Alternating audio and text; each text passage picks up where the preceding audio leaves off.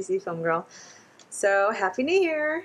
I'm going to come on really kind of quick and do a couple things. I'm almost at the end of my round. I'm on let's see, VLCD 36, 35. So I'm almost done. I'm going to do a 40-day round. My HCG is actually running out exactly at the right time, so I'm going to do that. But I thought, let me do a really quick body shot for you. Today I am 141.4. So I'm 5'4". I still have soft areas, but damn, I've slimmed down in like the last 5 pounds. I look quite different, so that's cool. Okay, so I'll just do this. Hopefully you can see it's dark in here. Okay, so I'll do kind of close up so you can just see, like, these are my arms. They're still shaky, squishy bits, but looking decent. Little belly's fat, but trimming down. So that's what I look like. Alright, you guys, so it is New Year's Eve, and I'm getting ready to go out to a friend's.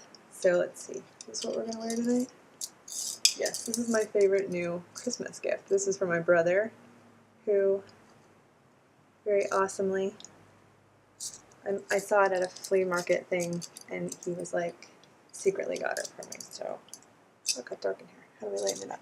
Come on, lighten up.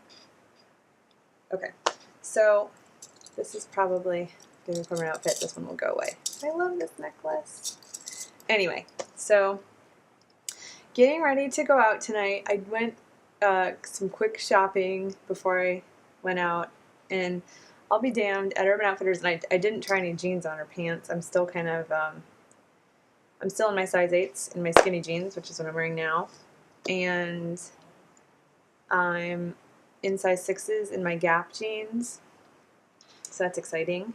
But yeah, so I'm still, but everything I tried on was a small or an extra small in shirts and dresses, except for 2 dresses that I fit in a medium pretty decently, although it was big in like funny areas. So yay, I'm getting much smaller. It was really exciting. But I bought something really cool for $14 for tonight, which is these awesome boots. $14 at Urban Outfitters. So exciting. So that's that. And I'm going to wear this too. This is going to be like it's just a jean shirt, but it has a knit back. I love it. And it's small. You can't see it. Oh, yay. So I'm going to put that on and get to it. Okay, so what do I want to talk about this round? I want to tell you all about my round 4 P2. So let's see. The biggest thing is just to kind of give you a rundown of what I eat, products I use, and then some kind of lessons learned or lessons still learning. So I started at 158.4. I'm on VLCD 35 at 141.4. I would give anything to weigh 139 to 137 at the end of my round.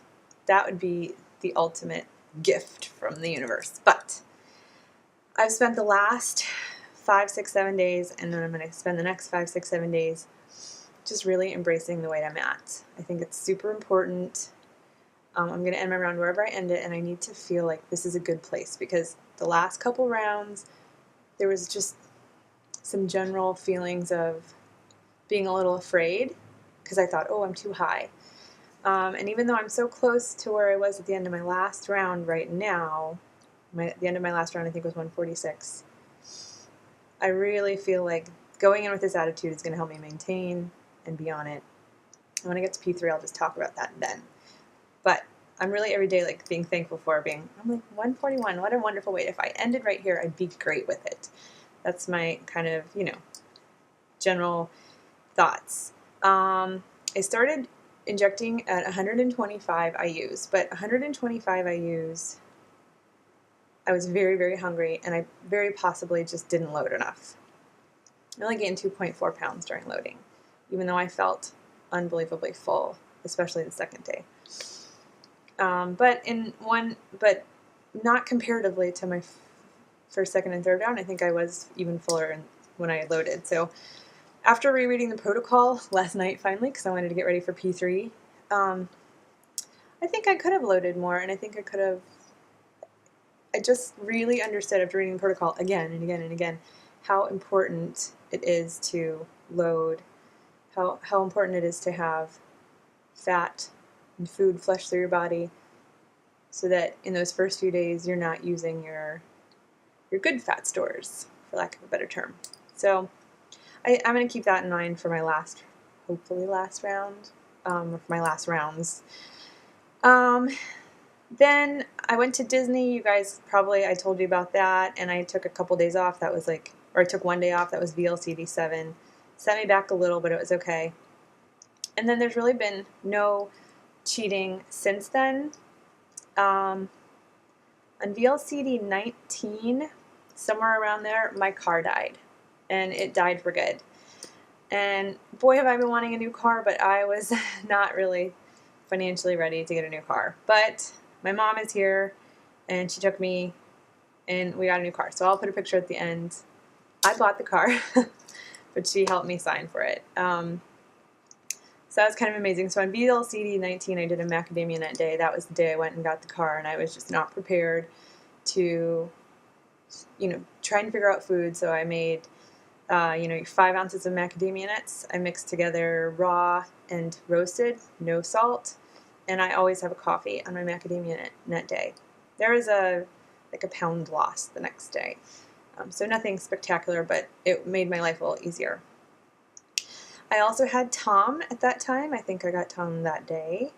And Tom lasted 7 days exactly, which was crazy, and came exactly on time, which was also crazy because I've really been struggling with that in other rounds. So that was nice. And then ended on VLCD 25. And there was a period from, around VLCD 7 where I went from 125 IUs to 150.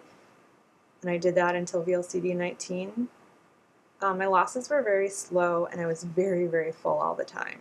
So I did Tom, did not inject. And then on VLCD 25, I started on 135 IUs. And I've been on that ever since. And I skip 1 day a week. And that actually turned out to be a good thing because I ended up having exactly enough HCG to do 40 days.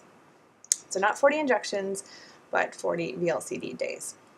So I'm happy with that. The reason I switched to 135 IUs was actually we did muscle testing. There's different ways you can do muscle testing. You can stand in one place and you say 135 IUs is the best injection amount for my body to release on the HCG or something like that. Or you can do where you raise your arm and somebody pushes it down. So we did both. And if that's something that interests you, you can ask me about it, or you can look it up online. It's very easy to look up. There's just types of muscle testing.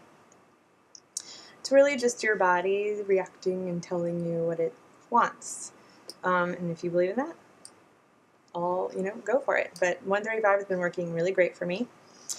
I was doing chocolate delights on and off from Tom up until VLCD 29. On VLCD 30, I stopped chocolate delight completely so that the last part of my round could be completely and utterly pop, except for one thing, and that is I like to mix my vegetables for salads. So everything's been going pretty well, and I did do a macadamia nut day again on VLCD 30. I had been 144.6 for a bunch of days, went up to 144.8 the day before, then was 144.6, 144.4, 144.8, and I just decided I want a little bit of movement right before I go into my last 10 days. Did a macadamia nut day and lost 1.2 pounds. So that was fine. These were all very thought out decisions, and I want to like really say that I thought about them, I considered them, and it was something I did for a couple of days. I don't think there's anything wrong with it. Will it possibly hurt stabilization? Maybe, but I really, really doubt it. I had such a wonderful stabilization in my first round, and I also did some of these same things. So I think having a really clean ending to my round is important because I want to make sure that my hypothalamus is resetting, etc. Dr. Simeons in his protocol said cheating is not great and will set you back a few days. But don't think of it as the end of the world. Just forgive yourself, move on, and be okay with it taking 3 days, maybe a little longer, for your body to move forward. And sometimes you even lose weight after a cheat. Who knows why? But the point is, cheats are not necessarily worth it, but at the same time, you don't want to beat yourself up for small errors that don't happen over and over and over.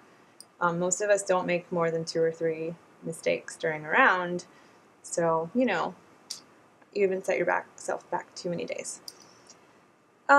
So, for the most part, I use half and half in my coffee.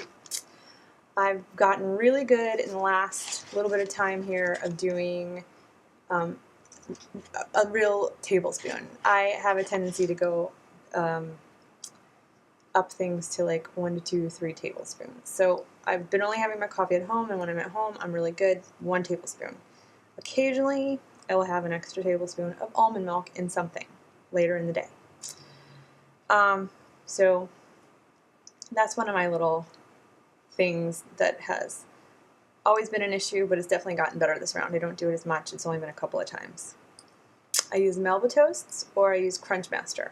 Now, I have always experienced having a not a gluten intolerance, a wheat intolerance. I do okay with spelt bread. I do fantastic with quinoa pasta, quinoa. I do good with millet bread, but I get very itchy skin with wheat.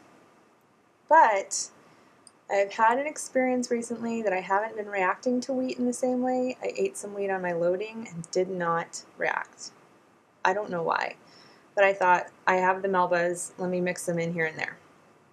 And then I eat a lot of chicken, chicken breasts. And how I eat my chicken almost every day, and I brought this in my bedroom, is these are my 2 saving graces. There we go. Trader Joe's and probably anywhere. I love hot sauce. It's just like vinegar and salt and peppers. Now, peppers aren't necessarily recommended on the protocol, but I've never had an issue. And then the other one is either Splenda packets when I go out, or this Trader Joe's stevia, which really doesn't have a terrible aftertaste. So that's what I use. And then every spice in my cabinet, like you can't imagine. Tonight I made like a chicken chili, which is really just chicken breast chopped up, little tomatoes from a can, nothing added except for some basil. Love Trader Joe's. And then I just put a bunch of spices in. Maybe I'll just write that down below. I'm running out of time here. So anyway, that's what I use. Chicken, a little bit of top sirloin now and then, a little bit of 96% lean ground beef now and then. Never lose grade on that. And my typical fish is tilapia. Whole Foods has these little packages of tilapia. They're like $2.99. I don't know, you get like 1.5, 2 servings out of it, but $2.99 is a good price. Or I'll go to my favorite place, Sprouts, which is a market in Southern California, maybe other places as well. And I'll buy some fish there. And I usually buy chicken at Trader Joe's, and I try to buy organic. I've heard other people say, like, when they see those gigantic chicken breasts, they're like, that looks kind of weird. So I don't touch that. Most of my life, I've been on and off vegetarian. So I'm really into animal treatment and not filling my body with hormones and arsenic and all the other weird stuff that they put into meat. So it's definitely, being on P2, I get really tired of meat, and I'm going to have to find some great ways to eat protein in P3. It's probably going to be a lot of fish, maybe some tofu, and then maybe just roasting whole chickens, because that really doesn't bother me. So that kind of thing.